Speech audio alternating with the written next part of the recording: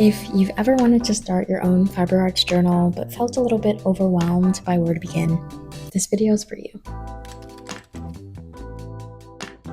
I've been bullet journaling on and off for years, and it's something that I've really enjoyed and has allowed me to express myself and pour out my inspiration onto physical pages. So today I'll be walking you through my knitting/crochet bullet journal, sharing some ideas for different spreads, showing you my layout, and including some ideas on how to get started on your own journal. Let's get into the actual journal walkthrough. I will be showing you how I organized each of these sections, what I included in each of them, and the order of each section. Okay, so welcome to my crafting desk. Here I have my notebook. It's the Leuchtturm 1917. Hopefully I'm pronouncing that correctly. I've had this journal for a few years now, and I've taken the time to sort of revamp it. So you'll see a few of the pages paper clipped together, and those are some old spreads that I have that I didn't necessarily want to rip out, but I kept them in this notebook just for the memories. So let's dive in. Here's the table of contents. So we have the title page on page 1, keys and guides, my project queue, current whips, a technique and skill tracker, swatch library, and then my mood board. So these are my current spreads that I have, and I have a bunch of empty pages towards the end that I'm saving for future spreads. So here's my title page. As you can see, there's the title Knitting and Crochet Journal in the center, and then around it I've got a bunch of different doodles of fiber arts notions, some knitting, some stitch markers, a crochet hook over here, tape measure, pair of socks, scissors, a hank of yarn, etc. To create these doodles and the hand lettering that's featured on this page, I used a variety of stationery tools that I will show you now. So these are the tools that I used to create this page and a lot of the other pages in this journal. To start off, I'll show you my pencil, which is this Tombow monograph mechanical pencil. You kind of just click it on, and then you just snap it back in place to begin writing. Then the main pens that I use are the Micron brand, Pigma Micron 5. I also use 01 and I think 005, and those numbers just indicate the thickness of the actual tip. As for my brush pens, I use a variety of Pigma brush pens. This is the fine tip, and then I also have the medium tip and the large. Then, to get the variety of colors that you see on this page, I have this set called Primrosia, and it looks like this, and it's a set of 24 dual tip brush pens. I purchased this on Amazon, and I believe it comes in different color ranges, but these pens look something like this.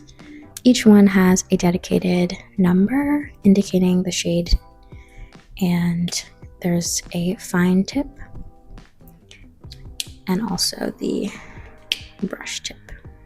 Those are the main stationery tools that I used throughout this notebook. So now on to the first key that we have, which is my yarn weights key. So here I've just listed some of the typical yarn weights, needle sizes, and gauges, including the typical meterage for each yarn weight. And I frequently come back to this page to get an idea of the different yarn weights and the typical needle sizes that are required for each. This is really just a nice page to have as a reference tool. That way I don't have to go searching it up every single time. I kind of just have it in one place. And for my next key, we have this brush marker key, which has each swatch of the colors from my brush marker kit. I've included a swatch of the brush tip, the fine tip, and then it's got the color number next to it.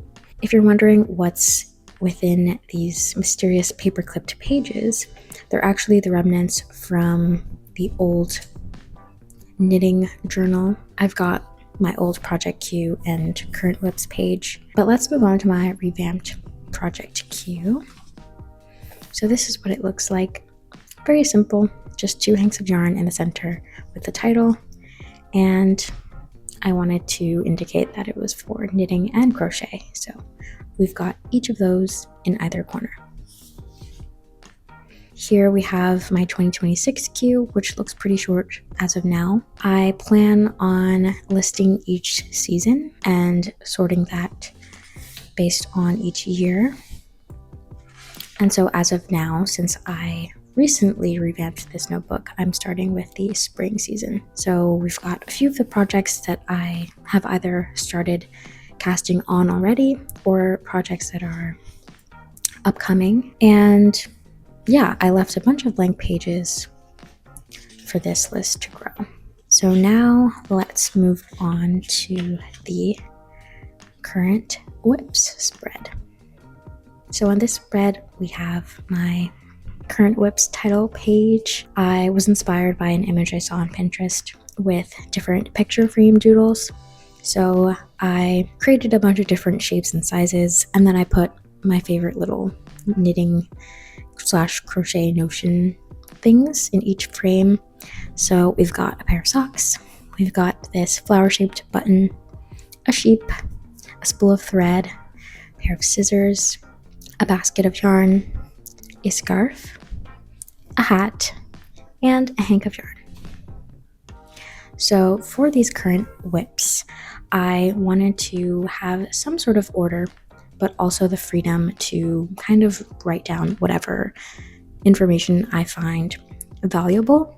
I primarily use Ravelry as a pattern organization tool, and there I store patterns that I've purchased in my pattern library, and then I also take note of things like the size I'm knitting, the yarn I'm using, gauge, etc. So I kind of have that same information in this top corner, but it's not super detailed. It's kind of just the main specs of this top, for example, but I wanted to have more space on the bottom for me to write different notes, thoughts, ideas, and things that came up as I've been knitting this top. So we've got the title, we've got a picture of the garment, a little swatch of the yarn that I'm using. So in this instance, it's the Knitting for All of Pure Silk. So I've cut off the little end of the tag with the yarn information. And then we've got a space for me to write a bunch of notes. So in this notes section, I decided that I wanted to write using full sentences, and I wanted to prioritize listing my thought processes for each of these. And then I've also dedicated a box in the corner where I will include my final thoughts. I'm not sure if I want to include like a pattern rating. I'm not sure if that's necessarily productive for me, but it might be worth it ranking or rating my final product and maybe keeping track of how much wear the actual garment gets after it's finished. Here are some other pages that I have. So far I only have these 3, but this will definitely expand over time. So that concludes what I have for my current WIPs, but now let's jump to my technique and skill tracker. So on these pages, I wanted to include a list of all of the knitting / crochet techniques. These are predominantly knitting techniques. However, I have included space on some other pages that follow where I might expand on some crochet techniques and perhaps some other fiber arts techniques. But I have listed the main categories, and those are each highlighted in the orange color. Under each category, there's the specific technique. So for example, for cast-ons, I've listed backwards loop, long tail, knitted, tubular, etc. And there's also space on the other page where I have included other techniques such as different stitch patterns, cables, color work, lace, etc. And then on the bottom left corner here, I have a mini little key where I have indications for whether I have tried one of these techniques or not, and whether I feel comfortable or confident with each of them. I've also left some space at the bottom of some of these lists where I've penciled in some bullet points, but there's still space for me to add on to these lists. So yeah, that kind of concludes this spread. As I said before, it's something that I would definitely like to expand on. But let's move on to the next spread, which is my swatch library. So this page is quite a bit more plain, but that's okay. I've left quite a bit of space on the top and bottom portions of the page in case I wanted to add any more doodles. And then on this page, you can see that it's organized, yes, but in a very chaotic manner. And that's just because I wanted to make sure that I gave myself the room to list information about each swatch as I go.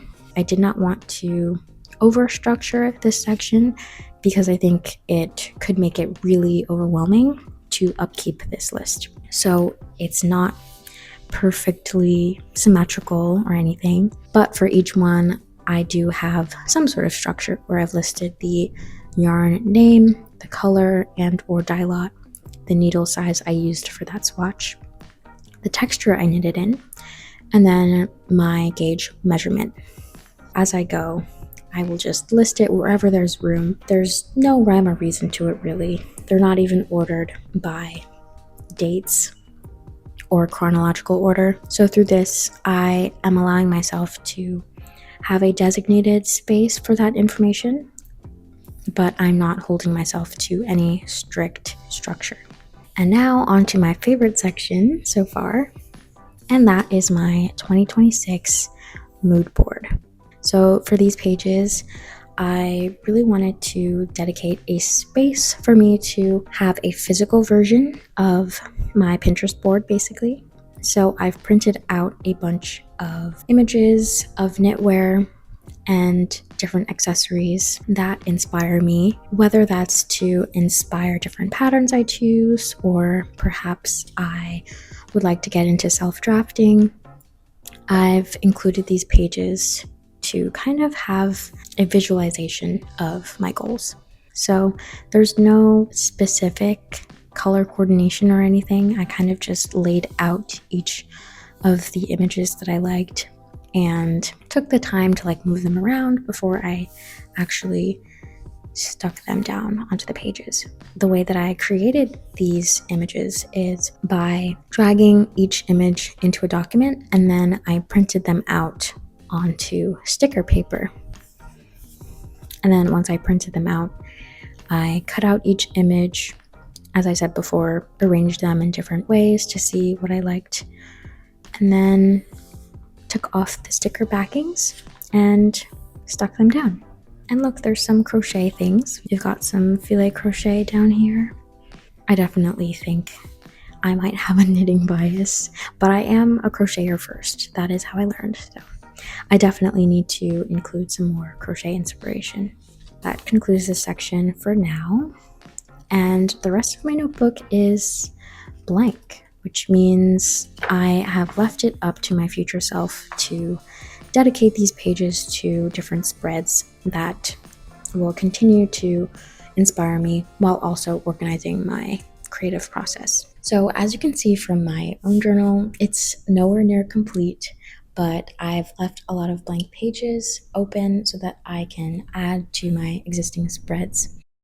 I really want to emphasize that it doesn't need to be complete for it to be useful. And I think that's an important thing. I wouldn't let perfectionism be a barrier to starting a journal. So instead of focusing on fancy handwriting and color coordinating each section to match and focusing on extremely detailed notes, instead I would focus on just using your journal as a place to write down your thoughts during your process, things that you don't necessarily use in, let's say, Ravelry, for example. And overall, the journal is just what you make of it. So have an open mind. So now I want to share some tips and tricks to actually begin your fiber arts journal. So I would start by thinking about different frustrations that you have during your creative process. Maybe you knit a swatch months prior and you don't remember what yarn you used, or if you held it double or not, or the needle size that you used. So, this is where a journal comes in, and you can kind of just have it right by your side to take notes as you go. For me, for example, I have plenty of projects that I have hibernating. And so for some of them, it's been like a year or more. So in my journal, I have space to include the information on the yarn that I used, the needle size. Maybe there was a sleeve I was working on and I couldn't remember what row I was on for the decreases. So I think a journal can be really helpful in those instances. So begin by identifying your problem or area that needs improvement and try to use your journal to fill in those gaps. To maximize your journal's functionality, you can use it to track lost project notes, your modifications, yarn specifications, needle sizes. You can use it to track stash yarn or your inventory. You can use it as a spending or budget tracker. Maybe you're a designer and you make patterns. You can include your sketches and size specifications. You can also use it to plan your future makes, hence the mood board in mine. You can use it for basically anything that you desire. You may be wondering, what's the point of starting a journal if I already use a program like Ravelry? I think these apps and platforms are very useful. They tend to track information in a more standardized way, and so you're getting lots of data and numbers, and of course, that's important. But I think that it can sometimes take away from the creativity of making your own clothing and accessories. Personally, I find that I am kind of overwhelmed by uploading all of my project specs onto Ravelry because I feel like I have to keep track of all of my numbers. But I think what's more important to me is getting some insight and reflecting on some of the more creative choices I made, like the colors I used and why I wanted to knit them in those colors, or maybe information on the sizes I chose, why I liked the pattern and why I chose it in the first place. So I don't think journaling is a replacement for things like Ravelry, but what I do is I use them hand in hand. For Ravelry, I track more of the logistics, and then in my journal, I'm not focused on capturing those specific numbers. Oftentimes, I'll just copy the numbers that I put into Ravelry, and then from there, I'm able to have the journal literally by my side as I'm knitting. So let's say I decided to do slightly less decreases in a sleeve than the pattern calls for. I can write that down and include some background on why I decided to do that, or I can have it by my side taking notes on the fit of the garment when I did a mid project block, for example. So instead of just duplicating the information, I plan on using my journal for more personal things and reflections on the actual knitting process. Similar to how the emotional impact of a project is kind of captured by the actual stitches that you're making, I think a journal kind of builds on this and it's written down. It's a physical manifestation of all of your thoughts and ideas that you had while creating that thing. So I hope this video gave you some inspiration on different ways that you can start your own journal. Overall, I hope it's a space that you can use to just slow down a little bit more and create with intentionality. So if you have any favorites from my journal, maybe there's a page that you liked, or if you have any ideas for future spreads that I can add, I would love to hear some of your ideas in the comments down below. If you liked this video, please subscribe and like and comment to support the channel. I will see you in my next one.